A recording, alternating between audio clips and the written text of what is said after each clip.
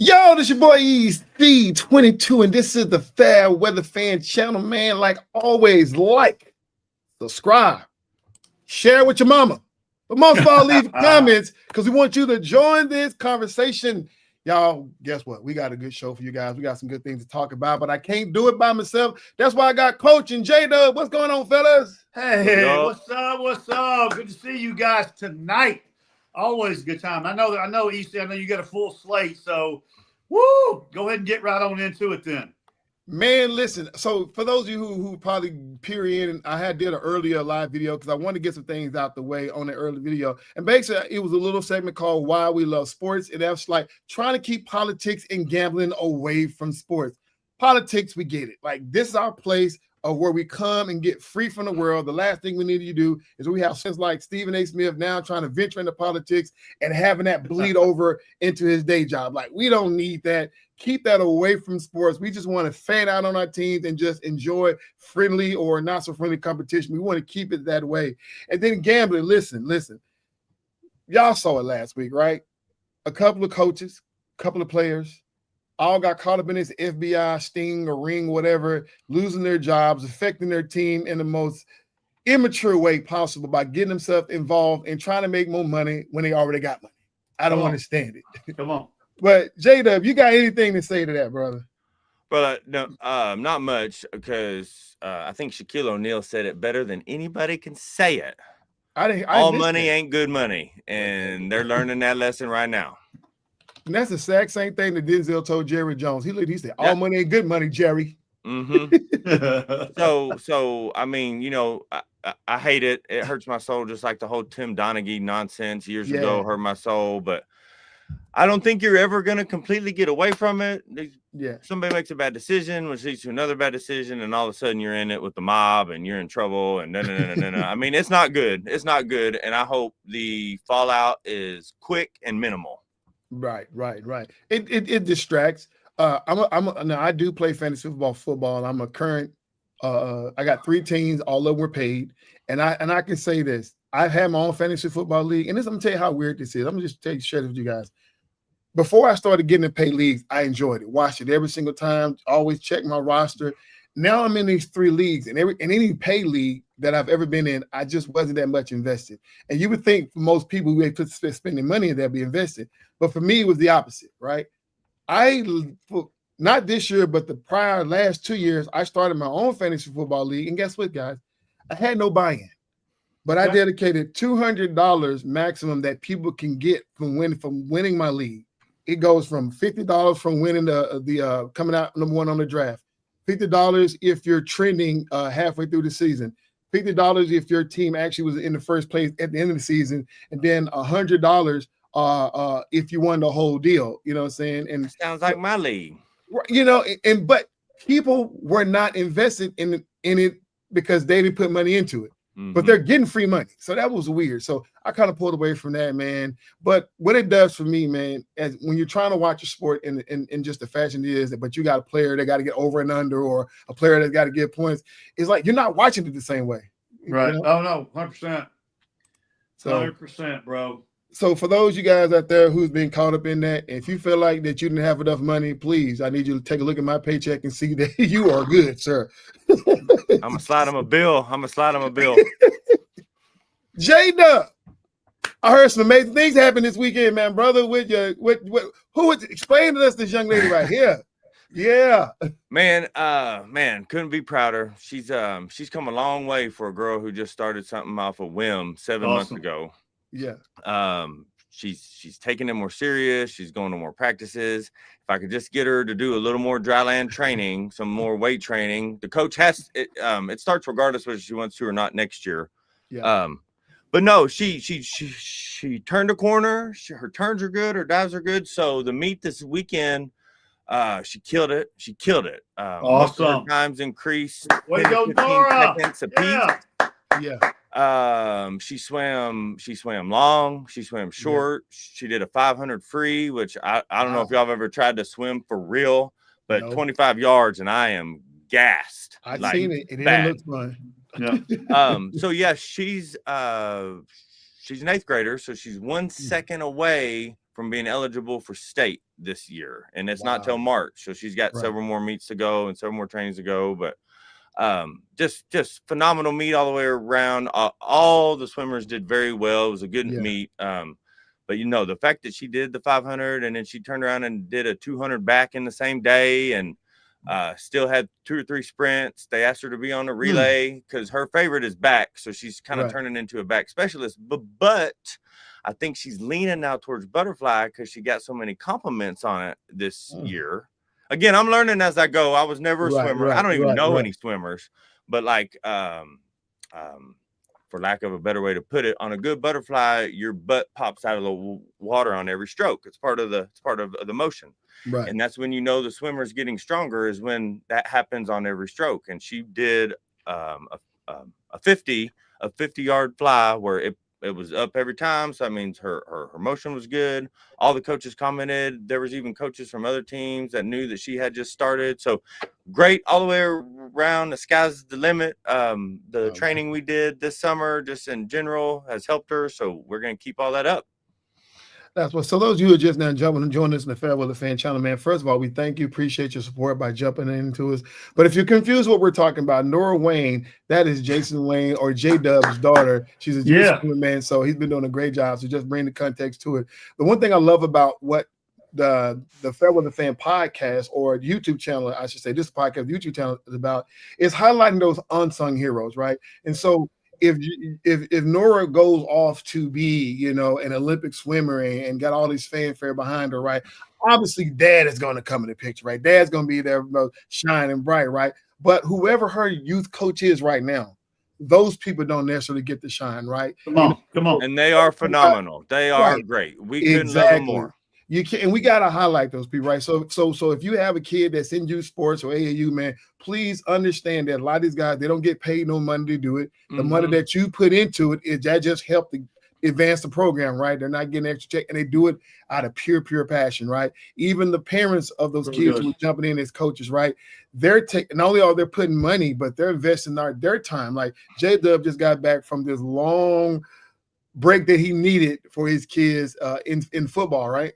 In football and swimming, and wrestling, all 3 of them. I had them training all summer long. Right, and so those things are needed, right? So, man, love on your coaches, loving your parents, and those parents that you know of that are doing it, man, because this is what sports is about, the unsung heroes, right? We got a few comments coming in. We're going to check on that. Love it. What up, Lou? And she's about to see something that I've been preaching to all 3 of them, that so her volleyball season is going to start in like 2 or 3 months, and she's fixing to really see how much one sport helps another. Come on, they all work together. It's all coordination. It's so I bet she takes significant strides in that one too, even though she says that she's not interested in volleyball anymore now that she's got I had a call from a recruitment person, that's what's up. Because swimming is different. So since every time is monitored on a page, and Olympic swimming knows every time that every kid from the age of 11 to 24 has, there is no recruitment. Nice. So I had a call, and they wanted to make sure I was signed up for this, and it wasn't like for sales or nothing. They were just like, hey, we want to make sure you get on the page at the right time. So her times get da-da-da-da-da-da. So it's been a learning curve for me too. I appreciate it, man.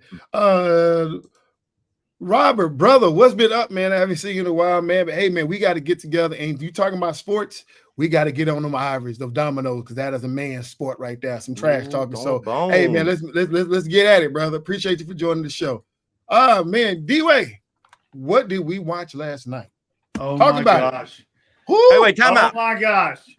Time out. Listen, last night was epic, but I want you to talk about game 2 first. We're not going to just pass over game 2. Okay. Like Yamamoto didn't put on a display that no pitcher in today's game does anymore. So J-Dub, you talk about that for just 2 seconds first. J-Dub, I was somewhere. I was somewhere that I wasn't watching the game in full. It was like in the distance, right? So I couldn't see who was pitching, but I could have sworn that was Ohtani. by Nah, the energy I heard behind. I'm like, I said, I'm trying to do this thing, and then I got closer. That ain't no Toddy. Yeah. But they similar size, and you know, to the American eye, we haven't trained ourselves quite right to look for little disparities. I mean, I'm saying it as nice as I can, right? Facts. So in case you've had your head buried in the sand, the World Series, the Major League Baseball Super Bowl, the World Series, the two best teams in the world are playing for the championship, which is the World Series as we all know it. And it's the Los Angeles Dodgers and the Toronto Blue Jays. And it has been a phenomenal series. The Blue Jays won game 1 in Toronto.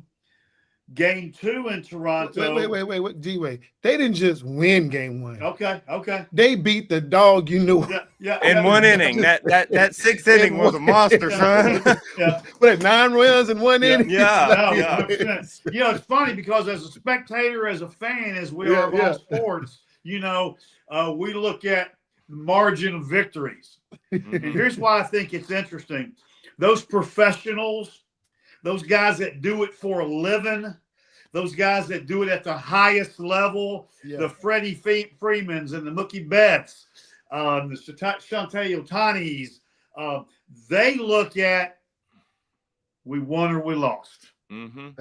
If they get beat 74-0, that's no different in the World Series than them getting beat 1-0. Okay, so. But it's fun for us because we get to see home runs and all this energy and all this action and the crowds exploding. And so that's fun. In game 2, and I'm going to get J-Dub to help me with this one. What's Yamamato's first name? What's Yamamato's first name? I'm not going to try. That's what I'm going to say. The Dodgers starting pitcher, whose last name is Yamamoto, did something that you won't see in a World Series game or haven't seen in a long time. He threw right at 100 pitches, pitched the entire game, which is unheard of in Major League Baseball anymore, EC. Yeah. Okay. It's been 20 years. It ain't been heard of. You've got a guy that starts the game and hopefully gets you 5-6 innings. Right. You've got the middle reliever that comes in and hopefully can get you 2 or 3 innings. Then you have your closer. Not on Yamamoto's watch, okay? He went in and pitched the entire game. That is unheard of. But that's what they used to do, wasn't it? Back in the day, that's what they all used to do. That was kind of a good pitcher. And he had 3 innings where he threw less. He got all 3 batters out in less than 10 pitches, which is also unheard of, okay? Yeah. So he was dominant, okay? Babe Ruth couldn't have hit him the other night. He was dominant. So that was game 2, which is what Jada was talking about. And then Jay and in his dominance, real quick, for people who don't know, I hope everybody who watches our show knows, but you know, most pitchers nowadays 2, 3, 4 pitches tops, and this man controls 6 pitches in a 20-mile-an-hour range. He can throw it as slow as 68 and as fast as 97, I think was his 4-seam. And his best pitch is his 4-seam fastball, and he didn't even use it until like the 6th inning. He had everybody's head in a twirl all game long. And I've only seen 2 other athletes where the competition, the opponent felt helpless. Okay? Yeah. And I'm gonna give props to both these guys. One is Michael Jordan. Okay. Yeah. People felt helpless when they were trying to compete against him in the championship games. The other one who dominated his sport was Tiger Woods. Okay. Right. These are guys that make their competition feel helpless. You're talking about the greatest players in the world could not put the bat on the ball of this man the other night. Okay. Wow. Incredible. And these guys play at the highest level. So don't tell me what we saw 2 nights ago wasn't unbelievable. And if you missed it, he should pitch game 6 if needed. I mean, it will be needed now. No, if needed. So so if you missed him, you got another chance coming up. And if you're not a big baseball fan, do yourself a favor and tune into one of these games because you'll be hanging on every pitch. Every pitch has meaning. Okay, EC, and I was talking to J-Dub. These pitchers can't make a mistake. They have to throw the ball at a fraction of an area. Now, they can't just throw it over the plate anymore. Right. They got to throw it in a place over the plate where the batter can't get to it. Okay. Right. And if they miss just by a fraction of an inch, the ball ends up in the river in the outfield. Okay. Facts. So there's no margin of error here. Gotcha. So now start your spiel about game 3. You'll have to jump in. Last night, which was game 3, they went in last night with both the Dodgers and Toronto Blue Jays had won one game apiece. Yeah. If you don't follow baseball, you have to win. The first one that wins 4 games wins the World Series. Best of 7 series, like every sport. Best of 7 series. Okay. Yeah. So it was 1-1 going into last night. Last night, the game started out awesome. Both teams went back-to-back. One got up. The other one came back and tied. One got up. The other one came back and tied. Okay. The game, which typically ends after 9 innings, and then they go into extra innings, overtime, extra innings. The game went 18 innings. The game was basically 2 games. Facts. 18 innings. Okay. And Freddie Freeman hit a home run in the bottom of the 18th, Jay. Mm-hmm. And won the game. On the 6th pitch. It was the 6th pitch in the 18th inning. And then how many outs were in that inning? Because I was none. Snoring. And it was over. Here. So Freddie Freeman hit a bomb. Recap us. So Freddie Freeman hit a bomb, and he had not had a good night. And right.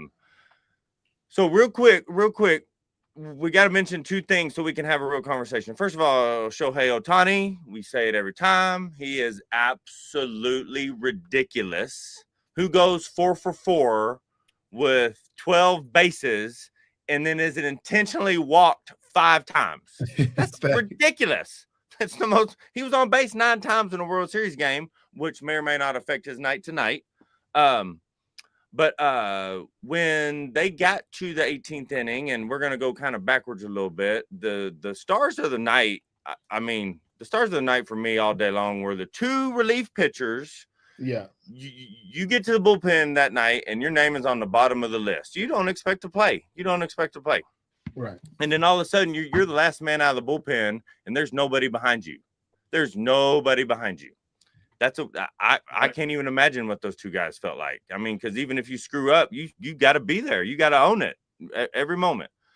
Now, I say that the Blue Jays had a guy that they didn't want to go to, and when Eric Lauer finally was just gassed out, a guy who threw 80 pitches and he's used to throwing 15. He's used to playing right. 1 inning. He played 4 stellar innings. Well, when he was finally gassed, they brought in the other dude, which his name is slipping my mind at the moment. But so Freddie Freeman was the first person up. But then even if Freddie didn't have it, you got Will Smith coming up right behind him, and then you got Muncy coming up right behind him. So he had 3 monsters in front of him.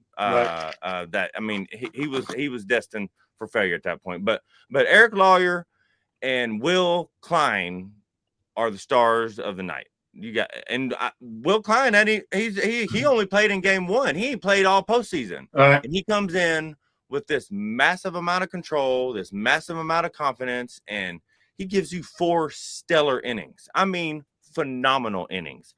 Now, on that, let me take a back seat real quick and say the Blue Jays manager Snyder was doing his job. And when you get late in the game, you're doing anything and everything you can to get 1 run. Well, in doing these things, right, Alejandro Kirk is now out of the game because they pinch ran for him, right? You got Bo Bichette out of the game because they pinch ran for him. You got George Springer hurt his back in the 6th inning, so they're out. Right. So I'm not ever going to try to take anything away from what Klein did last night, but he wasn't facing the true Blue Jays lineup. He wasn't facing them boys that are blasting bombs left and right. He was facing backups, but they're all professionals, so we're not going to nitpick him on that one. 100%. But Klein only allowed 4 base runners. He had 5. Yeah, he is. He had 5 strikeouts. Come on, Big Marshall. Can't say enough about him. Yeah. But no, so and after here's my favorite part of the game last night. I can't believe I just breezed over this. Clayton Kershaw came in, y'all. A walking, talking Hall of Famer who was just on a farewell tour came in and had to get them out of the last sticky situation the Dodgers were really in. Bases loaded, bottom 12th. They needed a lefty, and they brought in this big dude who is going to be a first ballot Hall of Famer. He got him out of the inning. So for me, for the next 3 outs, I'm a Dodgers fan, because if the Dodgers would have won in the bottom of the 12th, Clayton Kershaw would have got the victory, and he could have strolled off into the sunset like Sandy Koufax. Exactly.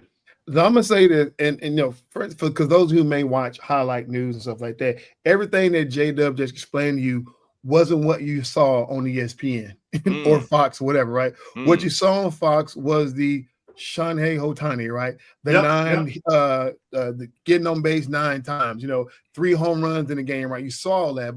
But the reason why what J-Dub said is most important, and as much as I love Ohtani, we got to also highlight the boo-boos he's done.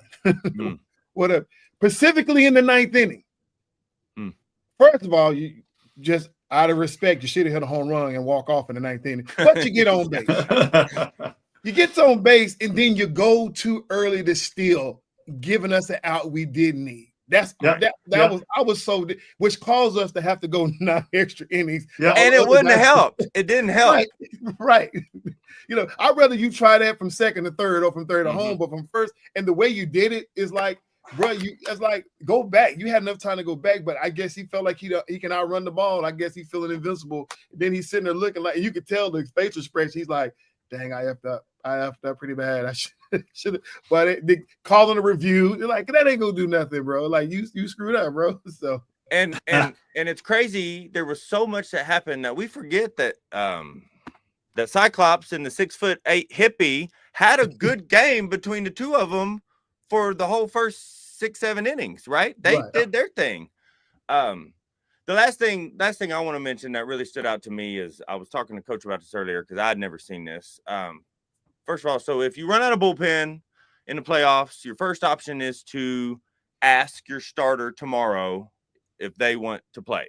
Right. So they asked Bieber for the Jays, and he went out there. You saw him for like 3 or 4 innings. He was loosening his wrist. He was getting his elbow ready. He was about to start warming up for the next inning. And I don't know these rules very closely. The announcers kept saying that Ohtani's pitching today, so he can't come in because he's already been in the game. And I don't know that rule. Ohtani's a special character with special rules around him now because we don't know, because we've never seen this.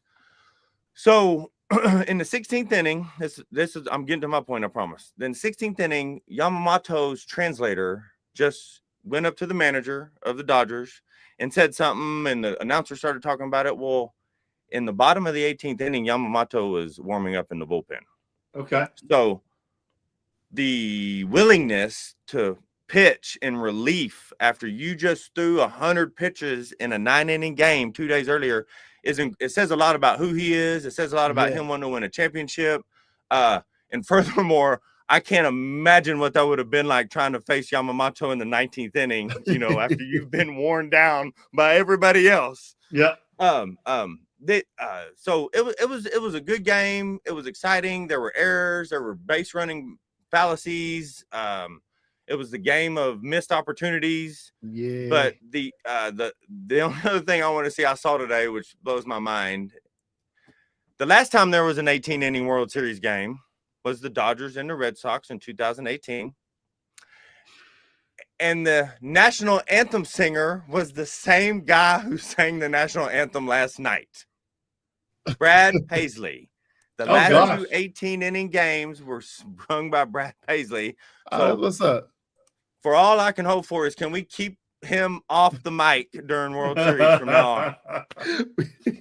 And God forbid he sings the national anthem at the Super Bowl this year. Please. Oh, God, Lord. Lights are going out. Rain delay is like, no, Brad Paisley. No more national anthems for you, sir. One other thing that the managers are now, that late in the game, are now trying to figure out what regular field players may have to pitch. Mm-hmm. Yeah. You follow me? Yeah. They've got guys that aren't even pitchers on the team that play other positions that may have to come in and pitch at this point in the game last night. Wow, that's how deep it got. That's how deep it got. How crazy. And it happens in the regular season from time to time, especially early in the regular season. You'll see a field player come in there and play. Bro, the bullpen was empty and the dugout was standing room only. You understand what I'm saying? Yeah. Last thing I'll say is that watching a game like that is that, like, I couldn't stay up because I had to go to sleep, but I couldn't sleep because I was worried about the game. Man. So it just disrupted my night. I'm constantly waking up, checking my phone. God dang, 13 innings, 15 innings.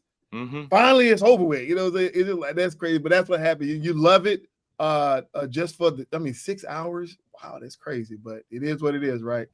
Moving on into the NCAA, man. Listen.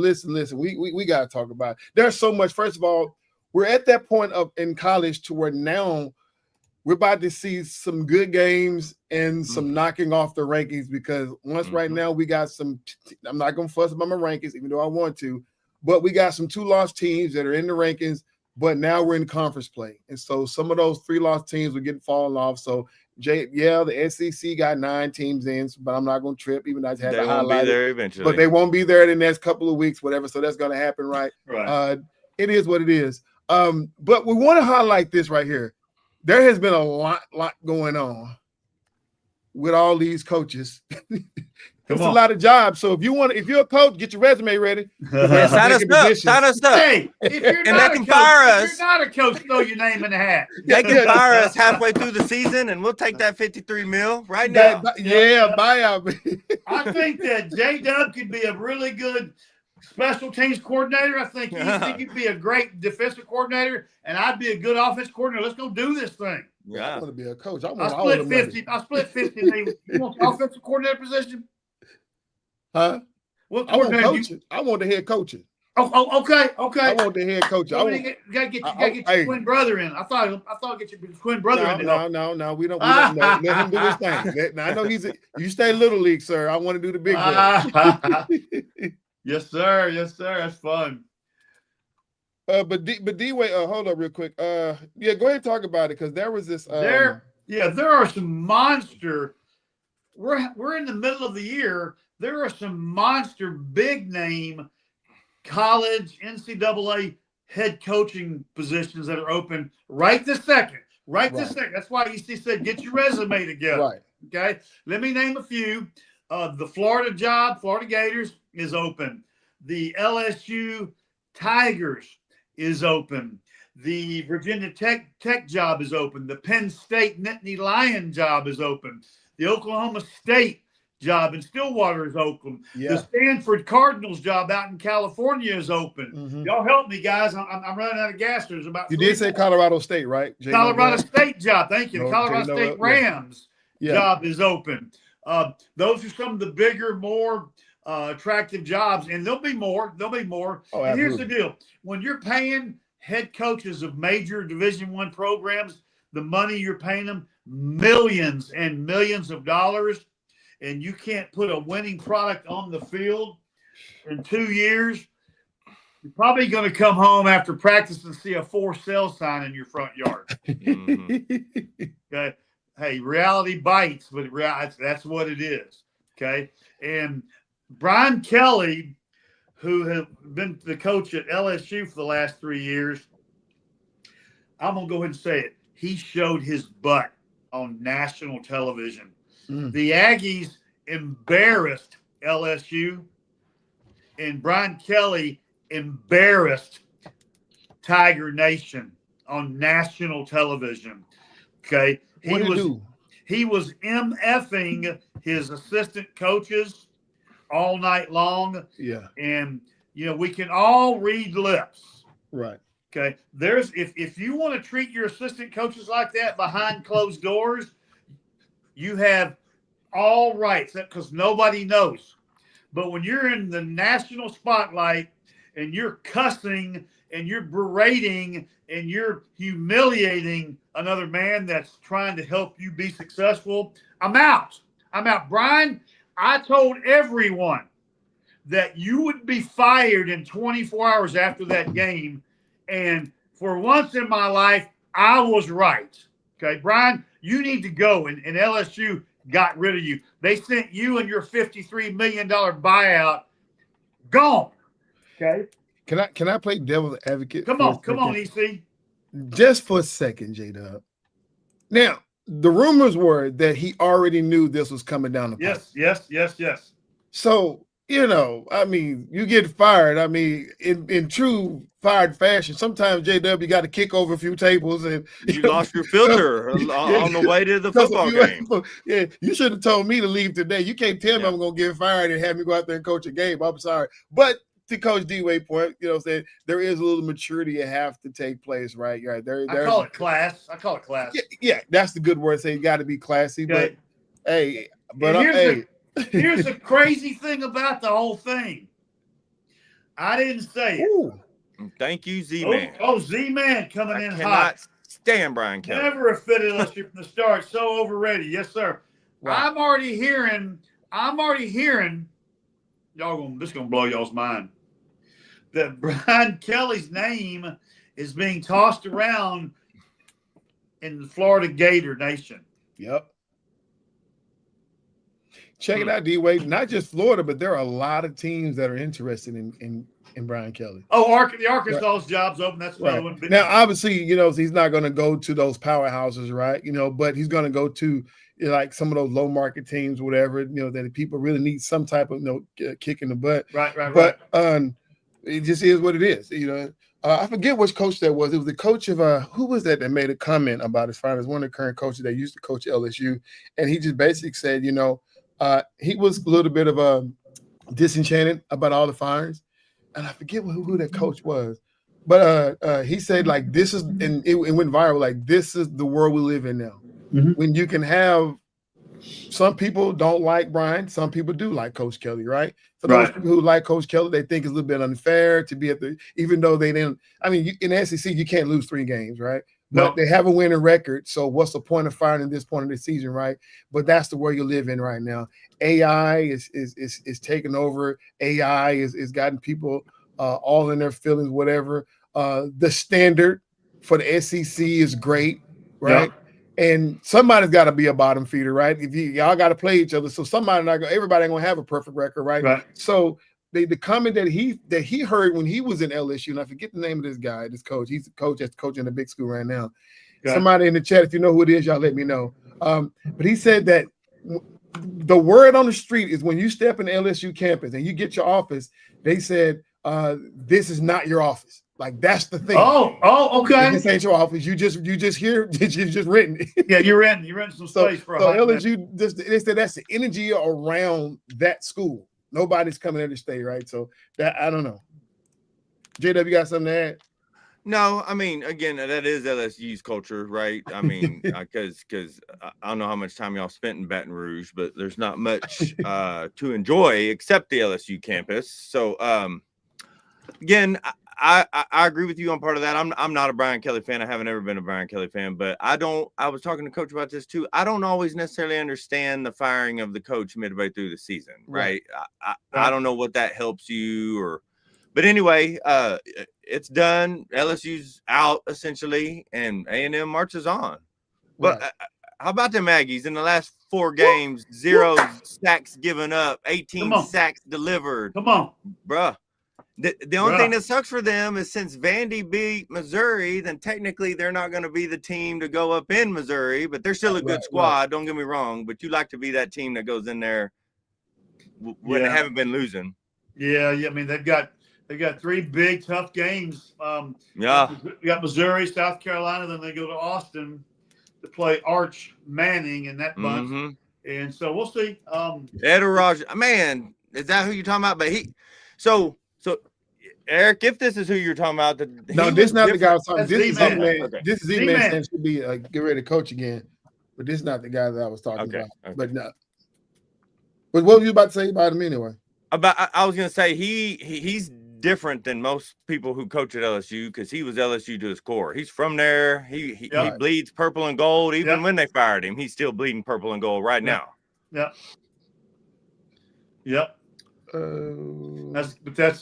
That's the world we live in with this coaching carousel. Man, sure. it's tough. It's tough, especially now. So now I think we're seeing a little bit of the negative side of having a 12-team playoff, because now all you're expected is to be in the top 10. If you can't make the top 10, then we don't want you at all. It was Kirby Smart that Smart. It was right. Kirby Smart that brought that out. Yeah. But 168, fellas, and for those who are watching, is the total payout 168 million after all these coaches got fired. That's how much money the NCAA just it was worth 168 million to get all you guys out. And so imagine if he goes and gets the spot at Florida. How much are they going to pay him? So he's making right. He's making $200 million a year to be a bad coach. So before we move on, I just want to ask one other question to everybody, all the listeners, and you, both you guys. We know Ohio State is who we think they are. Yep. Is Indiana and is Texas A&M who their record and their ranking say they are? Honestly, you want my opinion? Yeah. And I think they need to be above Ohio State because, once again, Ohio State haven't played anybody. Okay. Same thing with Indiana. But Indiana, I know they hadn't played anybody, but they've been beating the brakes off of everybody. So that makes up for you not playing anybody. Yeah. If you're beating a team by 30 to 40 points each week, I don't care who you're playing. When I look at Texas A&M, and like I say, they say two things can be true. Okay, I get it. Even though Texas A&M haven't, quote unquote, beat anybody, right? But they beat teams in their conference, which is supposed to be the best talent there is in the whole world, right? So even though these are the bottom feeders, but if you beat teams in the SEC, that should account for something if you're the best division. Right. And it does. That's all I'm saying. And it does. And if they preaching, man, come on. And if they beat Missouri, then what we've seen them do is go on the road in 3 extremely hostile environments and do their job and come back home, right? So I think, and they went to Notre Dame earlier. I keep forgetting that. So they've been on the road 4 times if they beat Missouri. Yeah. So I think they are who they are. Okay. And I don't know when y'all recruited Alvin Mack to your team, but I need more of that freshman John at the line. I think that was my favorite thing of the week. And let me give you guys this name too. Y'all all will remember him because he seemed like he was at Kansas State for about 9 years. The offensive coordinator that no one knows about at A&M that's killing it right now, is working great with Marcel Reed, the quarterback, is Colin Klein, who started at K-State for 4 years. DC, remember that name? Yeah. Remember that name, guys? Yeah. Colin Klein, JW. You need to Google that name. I will. Okay. He's been doing a tremendous job with the offense. Mike Elko, class guy, super happy to have him in Aggie Nation. So we'll see. 3 tough weeks left, and there's a lot to be watched and a lot to be seen. So, but obviously Aggie Nation is excited, and Coach D-Way is excited. So thanks, EC, for letting me share all that. All right, then let's go ahead and transition into some NFL football. So we had a little bit of homework, y'all. We wanted to bring you guys to this show, man. We're going to start with Coach D-Way. Like, what we saw this weekend. Like, we're not quite there at the halfway point, but I'm going to wait. No, I'm going to say it right now, right? And Lewis, if you're watching, I'm doing this to poke at you guys because I want to, right? Because it's my show. Not that we're in competition with each other. Indiana beat Great Oak Michigan. Boy, exactly. That's exactly okay. But they beat them by like 70, didn't they? They beat the old trucking company. Okay, I don't know. That's what that. But no, so on Lewis's podcast, we was asked this question last week, and it was talking about, are the Indianapolis Colts the best team in NFL, right? And I've been hearing at the Cigar Lounge, everybody has tossed this question around, even on some sports shows. The only team that their best record, 7-1. They're winning. Their quarterback is throwing the ball. They had a balanced game. Their running back is the best running back in the league NFL this year. So we don't really, right now, we haven't seen any deltas from them, right? Anything they do bad other than just, no team is perfect.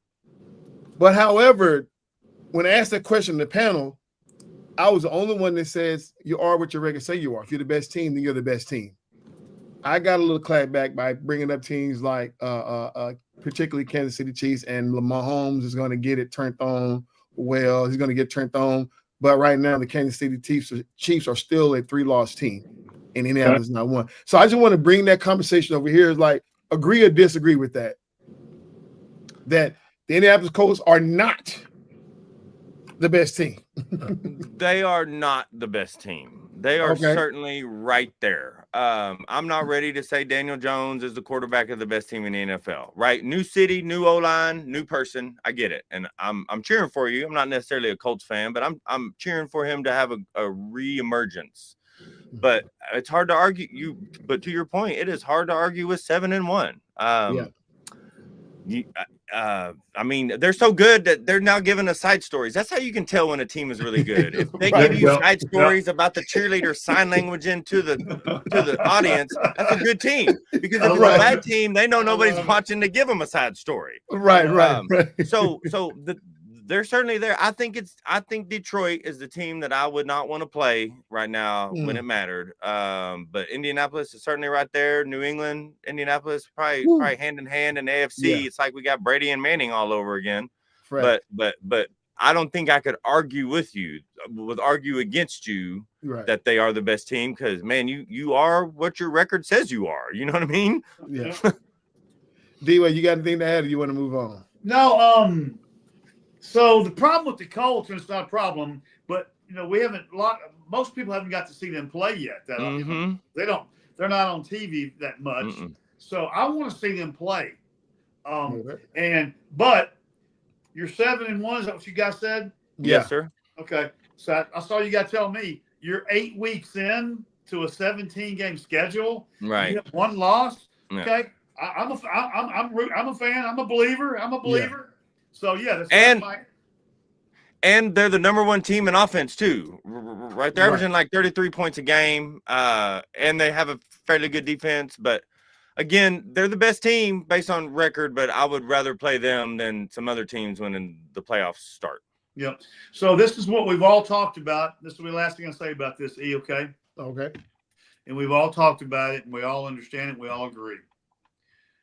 It is still a lot of football left to be played. Mm-hmm. It is a long season.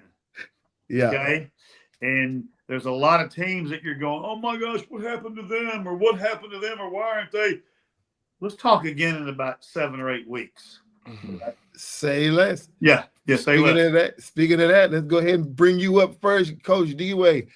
Woo! Man. In the Pick'em Challenge, I picked Bears to beat the Ravens because I felt like with or without Lamar Jackson, I felt like they were going to lose. If Lamar Jackson came back, I felt like he hadn't played in a while, still favoring his injury, he was going to lose. Then when they said he was definitely out, Huntley wasn't going to get the job done. Mm. But I was wrong. So D-Way, explain to us why I was wrong. All right. So when we did the picks, I picked the Ravens. Now this was last Tuesday. Yeah. But I have witnesses, and he'll probably comment. B. Marshall, on Sunday morning, I picked the Bears to win this game. Mm-hmm. Okay. And I talked to my oldest brother on the phone, and everybody heard me say, but this Bears are going to win. This is going to be the Bears were coming off a 4-game win streak. The Ravens were coming into the game with a 4-game losing streak.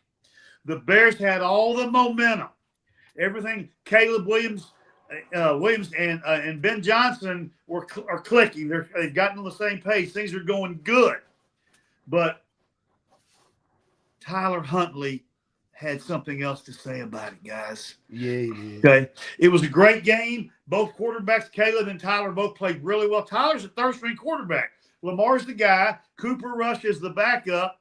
And Coach Harbaugh went with Tyler Huntley, who's been kind of a journeyman. This is his 3rd time to be with the Ravens. Okay. Right. And so, we thought it was going to be a close, hard-fought game. The Ravens were actually favored, even though they had lost 4 straight, and even though they were starting a 3rd-string quarterback, they were favored at home by 2.5. So to me, the Bears were going to cover, if not win outright. Okay. But Game was played well by both teams. Tyler and Caleb had very equal stats. I think they both threw for around 200 yards. Tyler had 185. Okay. And Caleb had 285. Yeah.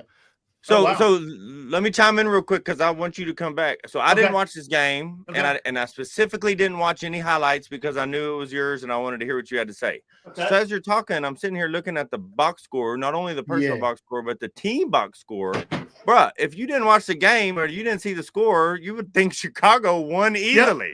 Yeah. And even Lewis on the podcast, he talked about that even Vegas had the Ravens to win this game. Yeah. That's what I was saying. So all the smart people know more than me. So the Ravens were 2.5. So one thing, guys, Tyler Huntley's been a solid backup in this year as a journeyman, and he came in. And the thing that I was most impressed, he didn't turn the ball over. He didn't put them in a situation, and he let his legs. I think he ran for 53 yards. Jay, you can check me on that. And he had it wasn't the amount of yards that he ran for, it's when he ran in the outcome of his runs when he ran. Yeah. He had a 20-something yard run in the fourth quarter that 29 that iced the game. 29 yards, So kudos to Tyler Huntley.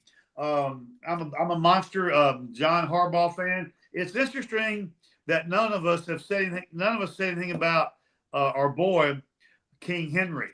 Okay, he finally showed up again, and I was disappointed. He finally showed up. But I mean, what do you have 71 yards, right? Yeah, something like that. He scored twice, but he had a bunch of big move the pile runs for first downs to keep drives alive. Okay, if we don't. How come I can't remember his Henry's first name? Derek. Yeah. If we don't start talking about Derrick Henry as being one of the greatest, not the greatest, but in one of the top, certainly in the top 10, if not the top 5 greatest running backs of all time, because he is a monster. Yeah. Well, I mean, we definitely put him in the top. When some people put him in their top 10, definitely not right now to put him in the top 5 because you got to pull out of there, right there, right. Fair. But when you have those fumbles that cost you big games, early in the season when you have Lamar, that it doesn't put a damper on your whole career. But for this year, ain't nobody gonna be talking to you until you fix it, right? And then you play a team like the Bears, you expect to get off on the Bears, but in those big games, those big moments, this is where he got to make sure that he don't have those problems, which has been one of those negative Nancy's on his career because he will drop the ball in big moments. So having said all that, before y'all go to y'all's game, last thing I want to close out my game. I said, y'all all know I said it in preseason. I picked the Ravens to win the Super Bowl this year. I'm not changing my mind on that. Okay, that's a hot take. Okay. I'm staying with that. Clip it. Okay, so clip it. Yeah. Who's up next? Who's next? J-Dub, Texans 49ers. All right, so I may get excitable. So let me give my little first thing that I know I shouldn't be too excited first. The 49ers are a hospital ward, all right? Everybody who matters is hurt. Fred Warner, Nick Bosa, Brandon Ayuk. I mean, the main guys. They lost Deebo Samuel last year. Purdy, So I know I need to temper, what that meant for the Texans, but still. With that being said, brother, the Texans defense is a monster. They do not allow scores. There's a reason why they're top 2 in almost every defensive category. Preach. And I still like them as a playoff team. They have a terrible season to get through. They got the Broncos, the Colts, and the Bills all within the next few weeks. That's tough. So they're gonna have to earn it. But if they keep playing defense like they do, they're always going to have a chance. And Nico Collins being gone may have been the best thing for him. Right. Because CJ was forced to start spreading the ball around. He was forced to quit looking the same direction every play. So, I mean, it was a great defensive game that they controlled the time of possession by almost double. I want to say it was like 40-20, somewhere in there.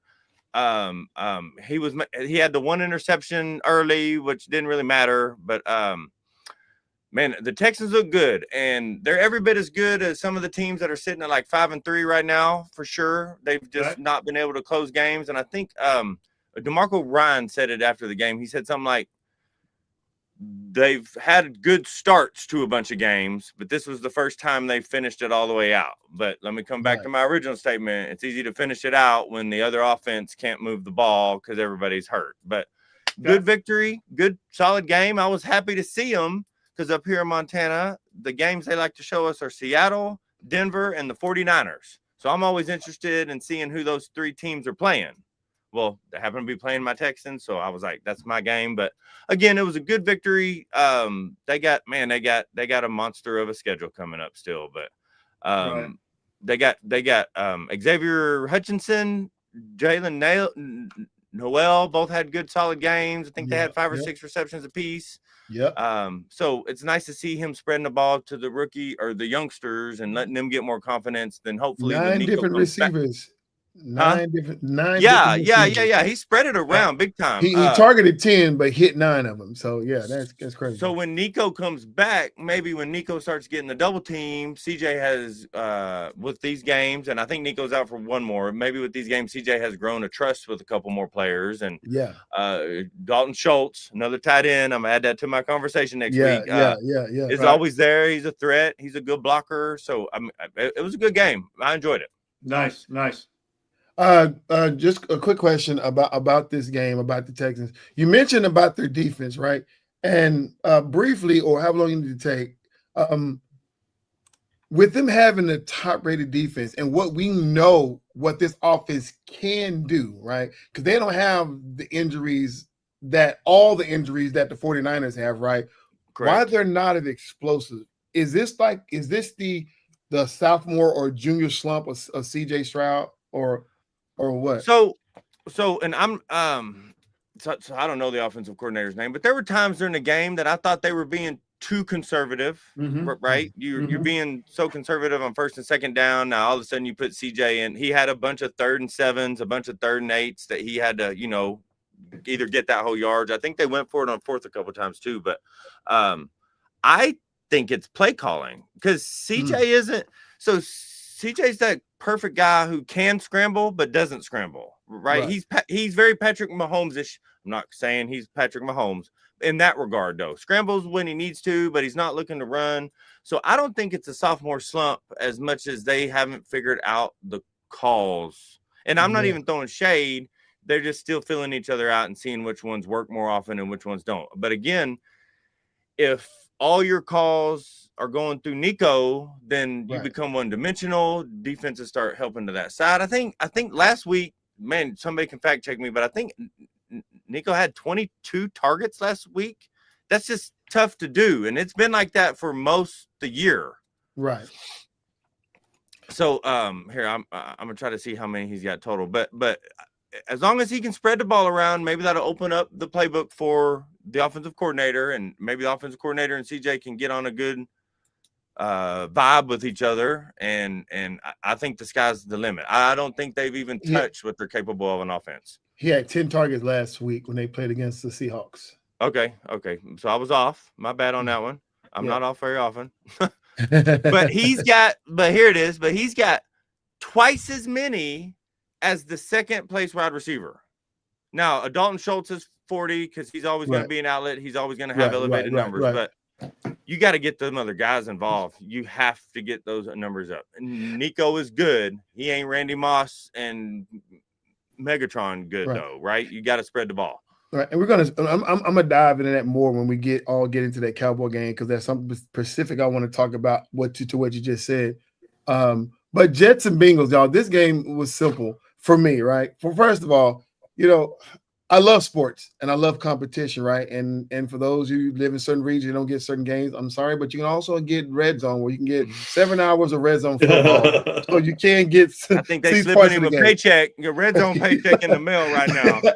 I know. Or you can get Sunday ticket where you can have access to all of them. Or I cannot officially, but there is a device that you can get for free. You can get everything because I got that too. So we all know all the Fire Stick rigs, but there's another device, right, that you can get it. So DM me if you want information on that.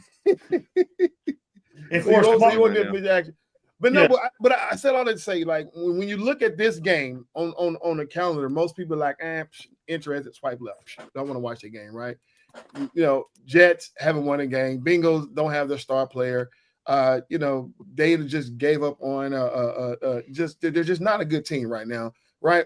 But when you look at the output and the production that this team just had, this game was the best game that we saw all week. Because this whole last week was a bunch of blowouts. This is the close and most entertaining game. Had mistakes, had some good things, but when you start talking about where is the game, man? 39-38. For those who didn't watch the game, that is the total. And if you was invested in the whole game, man, whether you like the team or not, if you took your unbiased head off and just watching football for the first time, the question is, were you not entertained? Because this is what now, if you're tainted by the team, like much ado about nothing, they can't do it. And I get it. I respectfully understand that, right? But the highlight of this game to me is what has been underappreciated is the coaching of our guy, Coach Glenn. Aaron Glenn. Listen, I particularly watched this game because of the rhetoric that came out, how management was criticizing Justin Fields, saying that, he's not doing a good job behind the quarterback, right? And when you look at management saying something like that, well, we know there's a chain of command, right? And so I went to my thinking cap. That may have came from management, but that also had to come from Aaron Glenn, because if anybody's job is going to be on the line with this type of start, it's going to be Coach Glenn. And Coach Glenn may have had to say something to allude to the fact that, hey, give me a chance to choose my own quarterback before we start looking at the pink slips. You know what I'm saying? And so I dove into this game, but let me tell you, if rewatch it if you want to, the play calling, I see exactly what the owners and are talking about. Particularly 2 back-to-back plays. They're in the red zone. I think they're like first and they're like second and whatever. And but they're right there at the goal line, right? They send their guy, their tight end, because it's National Tight Ends Day. Like any typical play, he comes in, he blocks, he step out, go out wide out, and then he crosses the middle of the end zone, and the ball is supposed to be right there. The blockers, the people who were the decoys. The tight end himself executed the play perfect.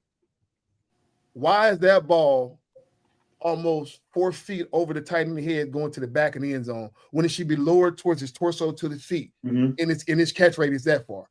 If you're going to throw a ball that high, you're at the back of the end zone, but in the middle of the zone, it's chest level or down. Right. That's just football IQ. I'm like, and then it was such a good play, J-Dub and D-Way. They ran it the exact same play the second time, and he did the exact same thing. I was like, how do you miss that play twice? Like, bro. Yeah. And it's hard to say a guy sucked, but he did. Yeah, the stats are there, right? He had 244 yards, no interceptions. But it's those moments. 21 of 32 is what I'm talking about. Those incompletes, right? That tells the tale. He is not executing. The play calling was phenomenal throughout the whole game. He has to execute, and that's what he's not doing. And he's making our favorite beloved coach from Detroit look bad, Aaron Glenn. You know, and that's why I saw. No, eventually they did get their first win. He was emotional. Coach Glenn was like, finally, right? But it was a good win for them, right? And to beat up on that Cincinnati Bengals team who they had the game in their hand, right? Mighty Joe didn't have a great game, but didn't have a bad game either. So it was cool watching that team play. But I'm just glad for the New York Jets for getting their first win. Right. I want to add one thing on, since you said something about Joe Flacco. It's only true for right now. Wait, what was that? He's talking about Caleb Williams.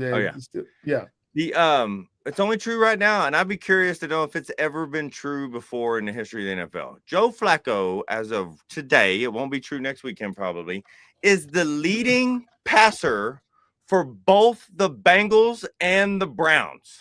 He's got the most pass yards in the 2025 season for two different teams. What's he, about 51? Nah, he's at least. Yeah, at least. Yeah. I'm just saying, I'd be very curious. Somebody could find me if that has ever been true before. No way that's ever happened before. No way. Oh my God, that's great. That is hilarious, man. He's 40 years old. Yeah, he's 40 years old. He turned 40 years back in January 16. 40 years old. Wow. That says a lot. That's great. But that also says how bad the two teams he's played on has been so far. That says a lot in both good and bad directions. And see, that's the reason why I didn't pick the Ravens to win, because I'm looking at things in perspective. Like, okay, Tyler Huntley couldn't win a job at the Cleveland Browns. You got outbeat by two guys who've never thrown NFL football in a game. And you have been a backup for Baltimore before, right? So obviously why they got him, but he's been a backup in the league for multiple years and actually got in games. And you can't win as an experienced backup. You can't win a backup job against two guys who's never thrown. Mm-hmm. I know that's not saying a lot because that's what the new guys are supposed to do. They're supposed to come in because these guys are drafted to be starters. But still, that says a lot in my opinion. So I'm like, okay, Snoop, you get in the game. I've seen how you played and wasn't impressed, but he held his own in that game. So I give him that credit for it. But what you just said proved to us, and we said it last week, that our guy to Pittsburgh, Coach Tomlin, knows what the heck he's talking about. Mm-hmm.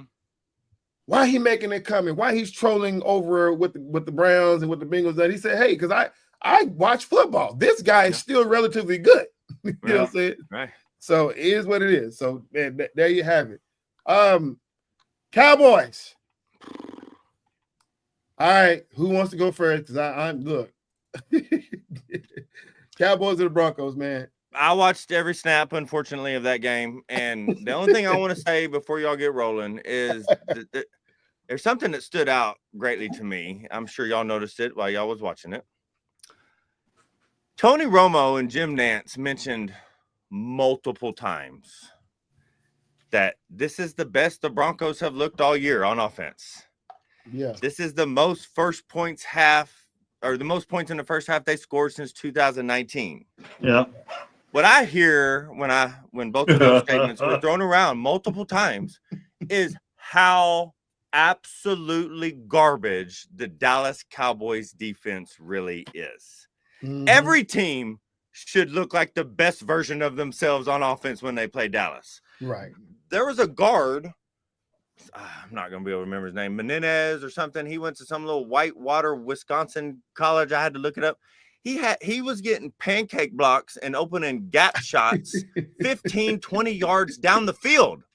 He was pancaking linebackers. So Denver, I'm going to let y'all take over. Denver won the trench easily on both sides of the ball.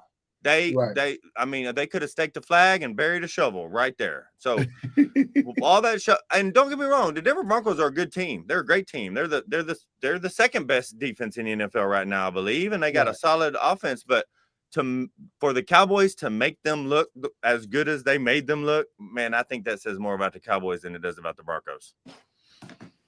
Absolutely. D-Way, what you got? So the Cowboys beat the Jets, they beat the Giants, and they beat somebody decent last week. Who was it the week before last, guys? Help me. All abysmal teams. Who they beat last week? Yeah, before they played Washington. Washington. A hurt Washington. Yeah. So Dallas has won 3 games by 3 pretty bad teams. Mm-hmm. Okay. Right. Here's my problem. They're 3-4-1. Okay. They've played 8 games. And guys, explain to me how you can play 8 games and you have 0 improvement in your defense. Actually, worse. Improvement, no change. Jason said it right. They're garbage on defense. Okay.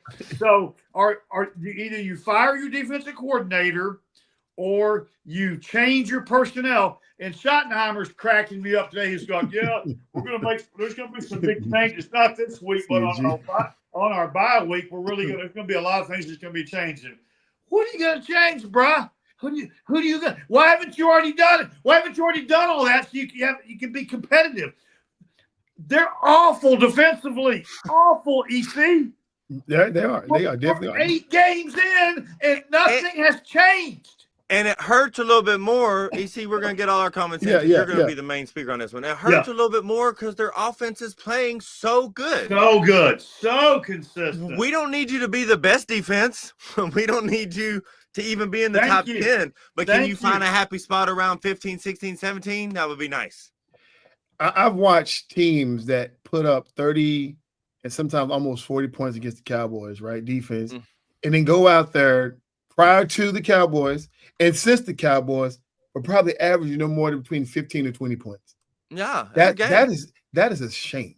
Yeah. And so you're talking about right now we're 32 in defense, but somebody brought it up. They said, but the margin between the 31 and the 32 as far as what we're allowing on offensive is so big to where we actually, this was Lewis, bro, we can actually be ranked 39 or 37. Right. Absolutely. You know what I'm saying? Absolutely. So I'm like, so that means if we are at least at a 28 spot, you know what I'm saying, in defense, we can at least win some games because you're talking about giving up 25 points a game. That still puts us in the win column. And that's just embarrassing for these guys to go out and do what they've been doing. I mean, you let this team put up 44 points on you. A good team, but not that good. Right. So this is my thing. D-Way, you hit the nail on the coffin. We know this defense is bad, right? We don't want to continue and just be Captain Obvious here, right? That team that's been bad all season long. Defense has been bad all season long, right? My question to the offensive coordinator, what you do with Matt Eberflus, y'all need to fix that quick, right? But the immediate need of what the play calling can do on offense is hold the ball.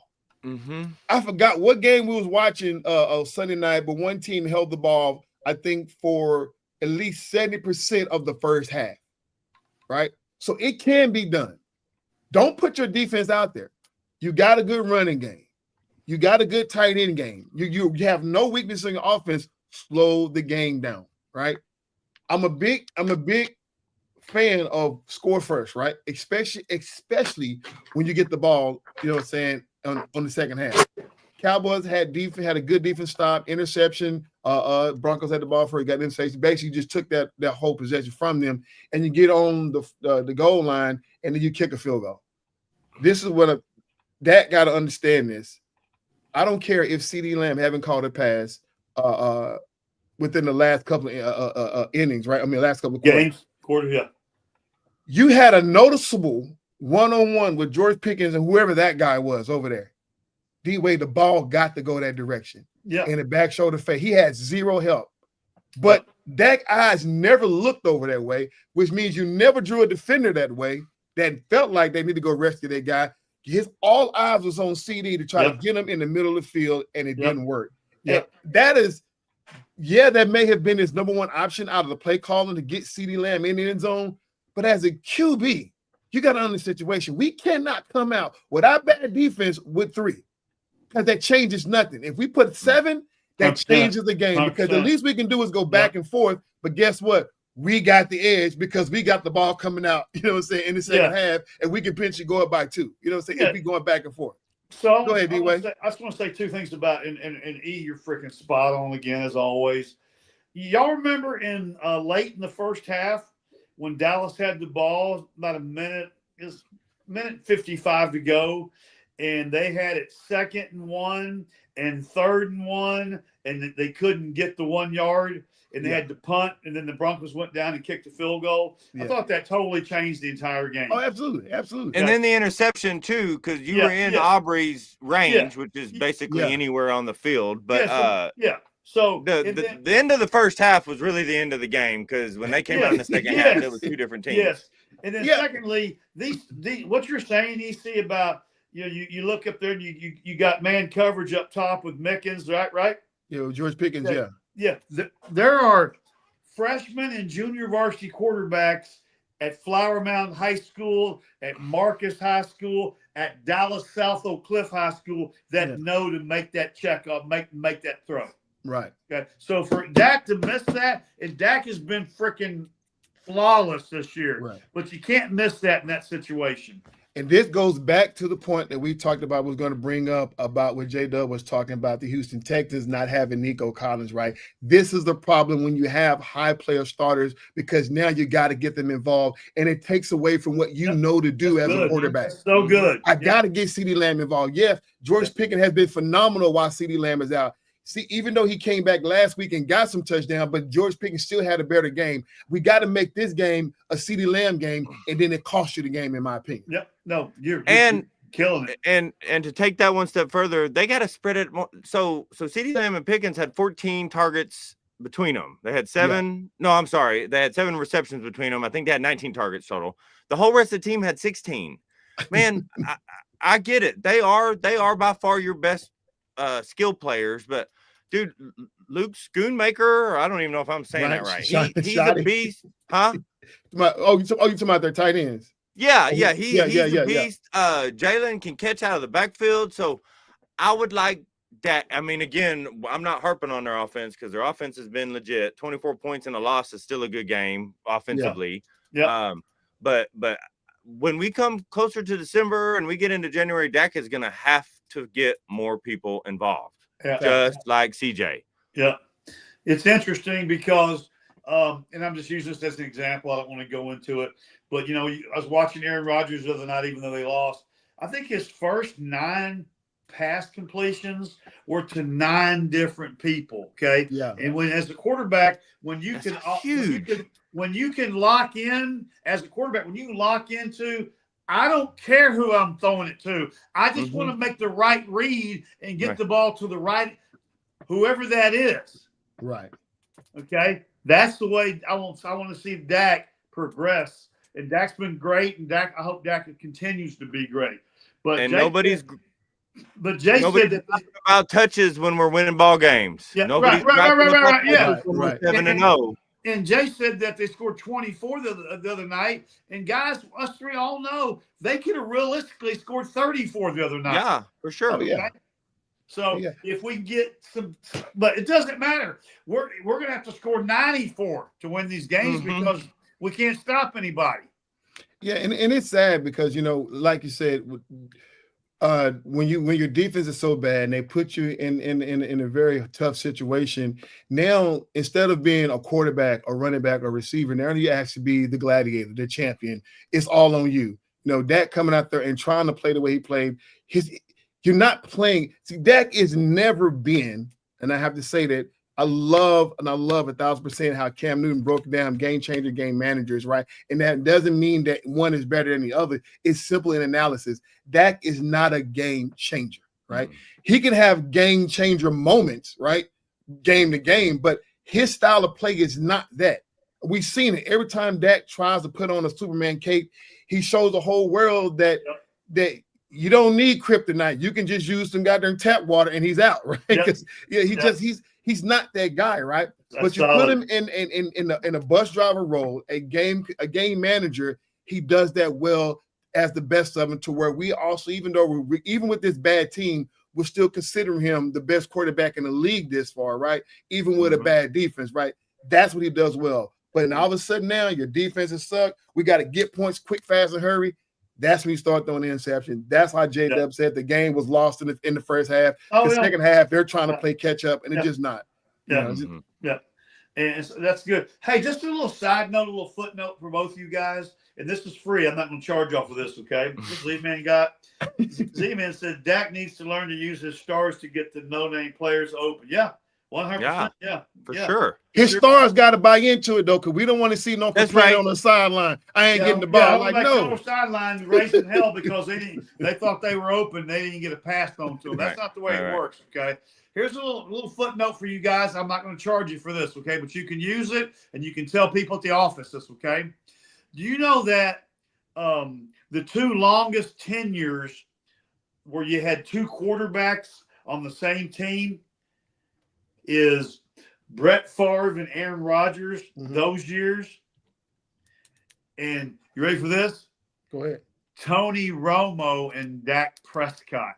Those 2 combinations with not having anybody else play in between them as the two starters. Yeah, Are the two longest in the history of the NFL. that's what's up. Jay, isn't that interesting? Yeah. So Now, real quick, you said who was the first ones? The two? Brett Favre and Aaron Rodgers in Green Bay. Okay, so Brett got championships, don't he? Yeah. Woo! Oh, I see where this Aaron is Rodgers going. got championships, don't he, right? Yeah. That's not Tony. fair. I didn't see that one right there, bro. So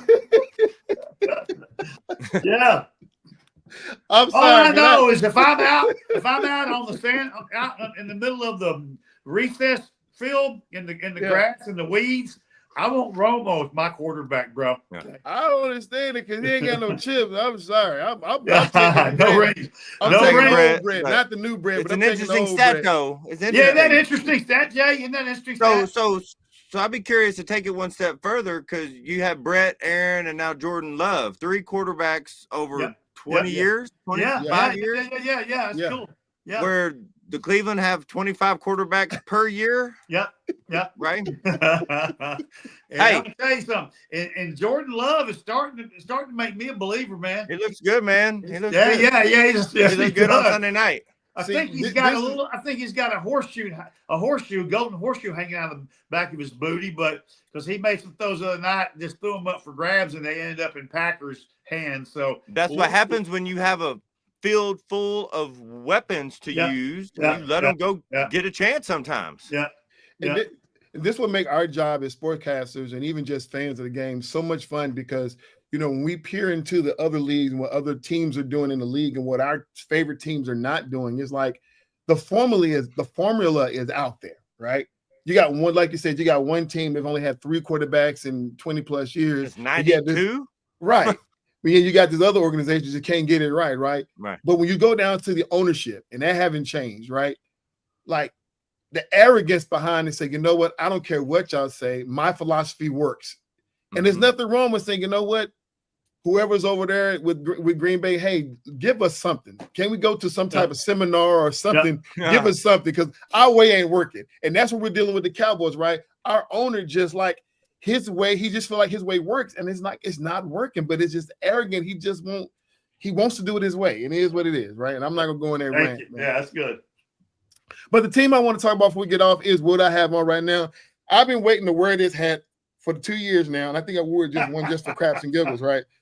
But did they play a game Sunday? Man, this team like the old Miami team that when they first got before Tua got all the concussions and stuff like that, they played like a well-rounded team. And I was so excited to see them get this win, but not only just not get a win, like they can just squeak out a bad win, but this was a very, very impressive win against an Atlanta Falcon team that I knew for sure they was going to get their butts handed to by, right? I mean, just giving these numbers, man, what Tua was able to do, 205 yards, 4 touchdowns. Like he was spinning the ball. Man. Them guys are out there doing their thing. 99 yards and a touchdown from Jalen Waddle, you know, and then the rushing yards, 141 rushing yards for all their combined between Devin A-Chain and Oloy Gordon and Wright. Just as a team, nobody stood out sexy, but as a team, they went out and got it done. And I had our guy come to the front, and I made him stay at the front. Yes, you Coach did. Mike McDaniels. Yes, so, you did. so before I go, we got to come to the front segment with Coach Mike McDaniels. Coach, since you're already at the front, please stand up. And I have to say to you, sir, good job, good game. But that changes nothing. That's exactly right. It doesn't change anything. Exactly Doesn't right. change anything. So, Coach, I appreciate said you you'd showing us something, but no, I'm sorry. It's still time. And to go. Coach, I said you'd be fired in week 7. I think I missed it by 2 weeks. So anyway, He bought himself another week. Okay. Yeah. Fantasy football. What He said fair. What is it? Oh, you talking about the fair with the fan with the Miami hat on? Yeah. Yeah, I don't know what happened to B. John, and I'm still waiting on to see the B.J. Robinson that everybody thinks. I'm still waiting to see the Ashley Gentry that everybody is. I'm waiting to see it. You know, sparks ain't nothing. I want to see consistency, and that's one thing. And I don't know if it's from him play calling or just I don't know. It's one of the two. It got to be. It's one. Somebody got to take a hit, and I don't know. You know. Jonathan G says, good game by Miami, but the Falcons, I believe, or Cook, man. I don't want to tell my boy Rodney Thrice all about that, man. He bleeds Atlanta Falcons, so man, it's when you lose your training camp quarterback, it does, even though you have Kirk Cousins, it does disrupt chemistry a little bit, or does it, J-Dub, being a coach? Yeah, big time. Penix is out? Yeah, he's out. Yeah, he's out. Okay. It just changed the chemistry up. Well, y'all, we had a great show, man. What a fun show, dude. Funny show, man. And it's always sad to come to the end, but we are here now. We got to get ourselves back to our normal lives. But before we go, J-Dub, final thoughts. Well, the game's on. Ohtani's pitching, so he wasn't so tired that he couldn't go, which I didn't expect him to be. Well, Toronto had 2 on, first and second. Yep. So we're gonna add to his legacy, or he's gonna show himself human. The stars were out last night. I don't know if y'all saw. It's LA actresses. Both LA quarterbacks were in attendance. Magic Johnson was dancing on the fence all night long. Yeah. So good game, hopefully, good vibe, hopefully, and good God, let it end at 9 innings. Yeah. Real. Yeah. Anyway, what you got? Final thoughts. Let's have another 18, 19, 20 inning game, but let's make it game 7. Okay? Yeah, amen. Amen. Yeah, okay. And so if you get on, guys, you get on because the game just started. It's on TV, so you get on. Secondly, man, let's just keep on keeping on, man. I'm excited, cautiously excited about what the direction the Aggies are going to go these last 3 weeks. So, but man, EC, one of my favorite shows we've done in 2 or 3 years now was tonight. It was awesome. So I appreciate it. Yeah. And my final thoughts, man. I got to highlight this. In a few days now, October 31st is when the CBA kicks off, and they have to have some things in place. And right now, women in the WNBA are already threatening to walk away from the NBA in favor of unrivaled league. So that's where we are right now. And it's going to be because they put in part of what their collective that they're trying to agree on right now is they put in restrictions about the limitations of the unrivaled league, right? These women don't like it because number one, they make more money, and number two, they get revenue share. Yeah. So unless they can have something comparable to that, give them equal pay or in revenue share, the WNBA gonna lose, and this is scary. We may not. We're approaching the lockout. I don't know. Man, no disrespect. Yeah. Okay? Because I know how you feel about this topic. This is a very sensitive topic for you, so no disrespect. Okay. But I'm gonna say one thing, ladies.